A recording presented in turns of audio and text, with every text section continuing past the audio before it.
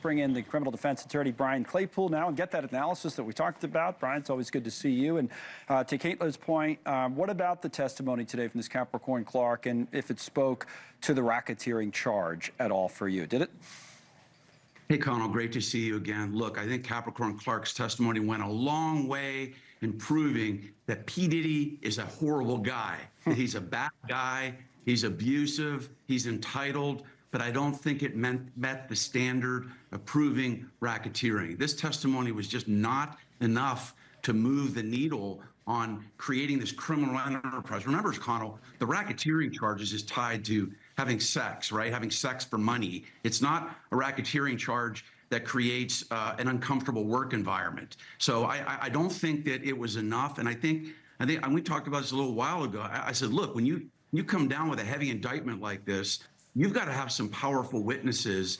They're going to come in and say that high-ranking executives within the company were carrying out this criminal enterprise, and it just wasn't enough. And the last point I want to make on her is, on cross-examination, she reached out to P. Diddy in 2021 and 2024 even, trying to be considered for a chief of staff job for P. Diddy. And then she reached out and said, hey, look, I had a crush on you, dude. Like, so really? So it was such a horrific criminal enterprise that you were part of with P. Diddy that you're coming back for more? I mean, that's not going to resonate well for the jury in closing argument when they deliberate. She did say that he had, you know, and her telling kidnapped her to get involved in this whole Suge Knight incident, that he threatened to kill her. Then there was this incident of a lie detector test that we can put up. Caitlin talked about this in passing, I guess, the context here. By the way, said if you fail the test, they're going to throw you in the East River. This is what he's alleged to have said. But his bodyguard, Uncle Paulie, came to her at home, forced her to go with him, and Combs accused Clark of stealing jewelry that was borrowed from Jacob the jeweler. And then Clark was forced to take this lie detector test in an abandoned building, a skyscraper in New York City, and said the man who was given the test threatened her, if you fail it, they're going to throw you in the river. So again, your point is not that any of this is acceptable behavior. It's just it doesn't fit that racketeering charge. What would it have to be? Because I guess you could say that he is the head of a business. These other people work for his business. Isn't that using the business in a criminal way? But it would have to be related to sex trafficking.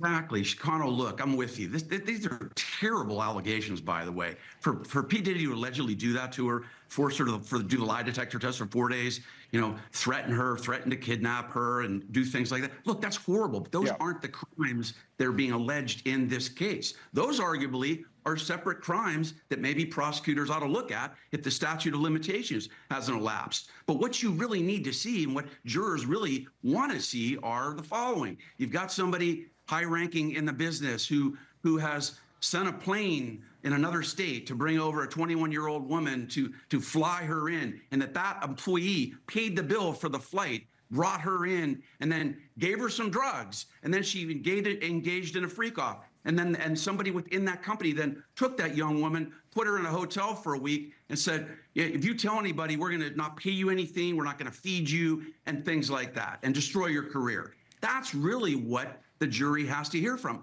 And we need victims. We need victims of that. And that's important. The victims, Connell, of this kind of sexual abuse and trafficking are the heartbeat of this racketeering case.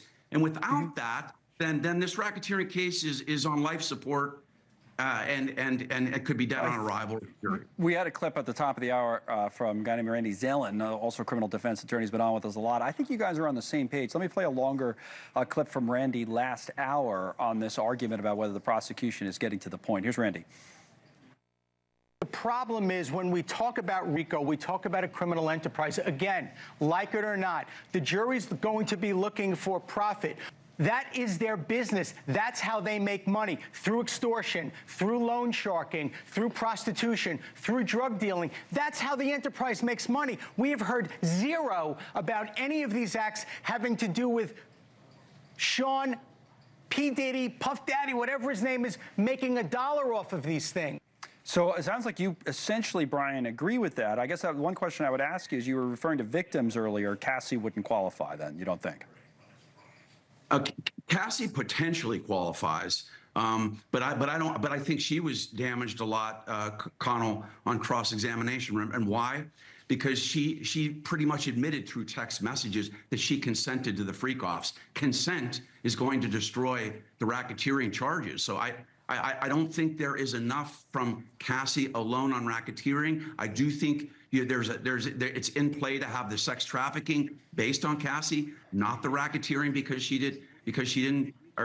she consented. And then to Randy's point, I think he is accurate that up until now, Connell, look, they've got 3 more weeks, right? Or 2 more weeks, I guess, to get some evidence out. Remember the Jeffrey Epstein case was just Ghislaine Maxwell? Remember in that case, you had evidence of victims being flown. Remember that? From one state to another state, you had allegedly Ghislaine giving drugs and facilitating Maxwell having sex with them and then doing bad things to them after.